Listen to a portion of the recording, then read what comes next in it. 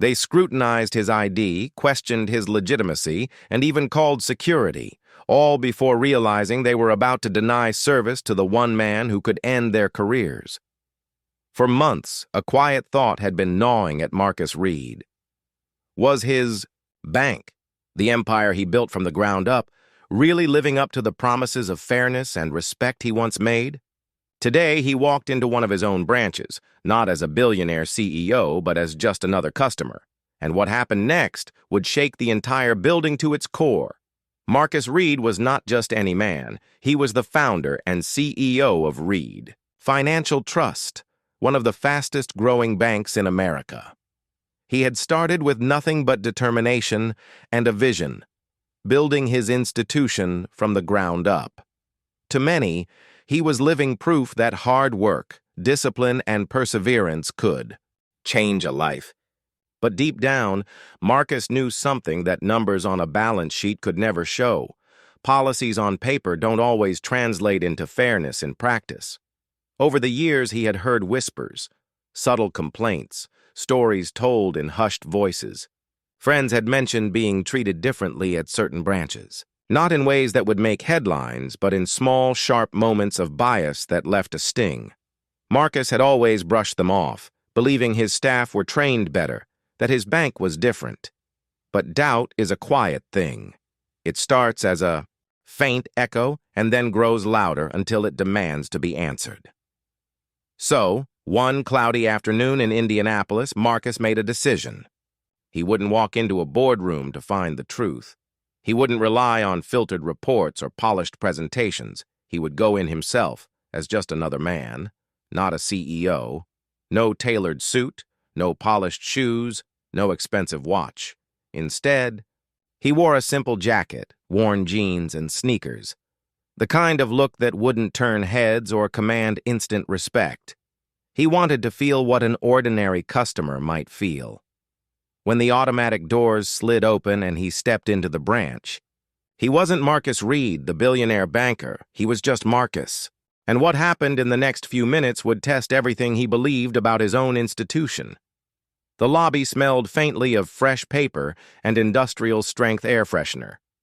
A slow afternoon, quiet except for the low hum of printers and the shuffle of feet on the polished floor. Marcus glanced around.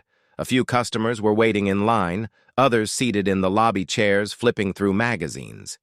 He wasn't here to make a scene. He was here to see how his own people treated someone who didn't walk in with power stitched into his suit. The teller at the counter, a young woman in her 20s, looked up at him. No smile, no greeting, just a quick glance before dropping, her eyes back to the computer screen. Marcus cleared his throat gently. "I'd like to make a withdrawal," he said. The teller slid a clipboard toward him without a word. The form was simple.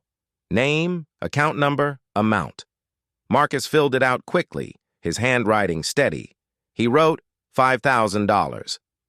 Not an extraordinary amount for him, but large enough to require identification.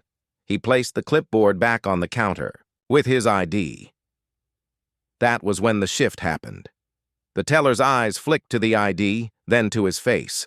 Her brows furrowed slightly, lips pressing together in hesitation. The moment stretched just a little too long enough for Marcus to feel. It wasn't about the money, it wasn't about protocol.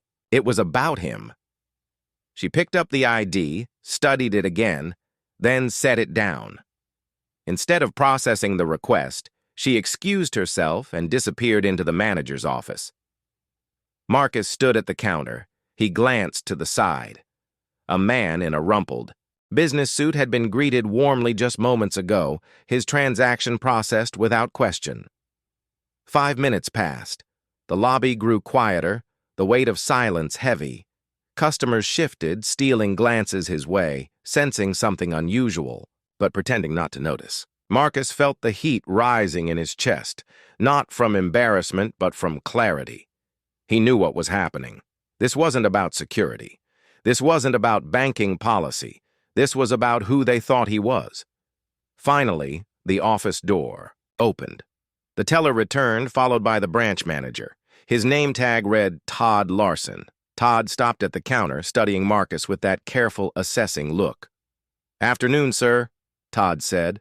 "I understand you're trying to make a withdrawal." Marcus nodded. "That's right. 5,000. You have my ID." But instead of proceeding, Todd picked up the card, held it to the light, turned it over as if searching for flaws. And then came the question, subtle but sharp, the kind Marcus had heard before, just not in his own bank. "Is this your first time banking with us?" The words hit harder than any denial, not because of what they said, but because of what they meant. "Do you belong here? Do you fit?"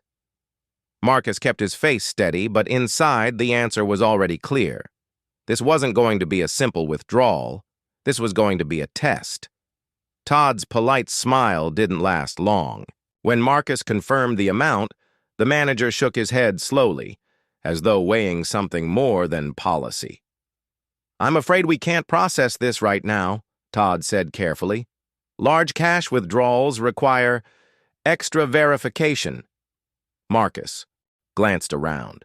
2 counters away, a man had just withdrawn nearly the same amount without a single question. He had even joked with the teller on his way out. But here Marcus stood, his ID on the counter, his account fully valid, treated like a stranger trying to slip past the rules. "What kind of verification?" Marcus asked, his voice calm but firm. Todd cleared his throat. "Well, for security reasons, we'd need additional proof. Maybe utility bills, employer details, or we can schedule a review before releasing the funds." The lobby seemed to grow colder. A hush spread among the waiting customers. The longer this dragged on, the more obvious it became. Marcus wasn't being treated like a customer, he was being judged. Not by his balance, not by his record, but by the color of his skin and the clothes he wore. Then came the final insult. Todd motioned discreetly toward the corner of the lobby. A security guard began walking over, slow but deliberate, his eyes fixed on Marcus. In that moment, the air tightened, the distance between seconds stretching painfully. Marcus felt the heat of humiliation, but behind it was something stronger, resolve. He had come to this branch searching for truth, and now he had it. His people, his staff, his systems, none of them had protected him from bias. The very institution he had built was betraying him. And in a matter of seconds, Marcus would make sure everyone in that room understood exactly who they had tried to humiliate. The guard stopped just a few feet away, his hand resting on his belt as though preparing for trouble. Todd straightened his tie, his voice taking on that brittle tone of false authority. "Sir, if you can't provide what we've asked for, we'll need you to leave. You're making other customers uncomfortable." Marcus exhaled slowly, his calm presence in sharp contrast to the storm building around him. Then, with deliberate care, he reached into his jacket, not for more paperwork, not for another form of ID, but for a small black leather wallet embossed with a silver crest. He placed a single card on the counter, not a bank card, not a driver's license, a CEO identification badge, engraved with the words, "Marcus Reed, Chief Executive Officer, Reed Financial Trust." The room went silent. Todd's confident expression faltered, his lips parting as if to speak, but no words came out. The guard froze, mid-step, his posture shifting from authority to uncertainty. Marcus looked Todd directly in the eyes. "I built this bank so people could feel safe, so they could trust that they'd be treated with fairness, no matter who they are, where they come from, or what they look like. And yet here I stand, in one of my own branches, treated as though I don't belong." No one dared to move. The weight of his words filled the lobby.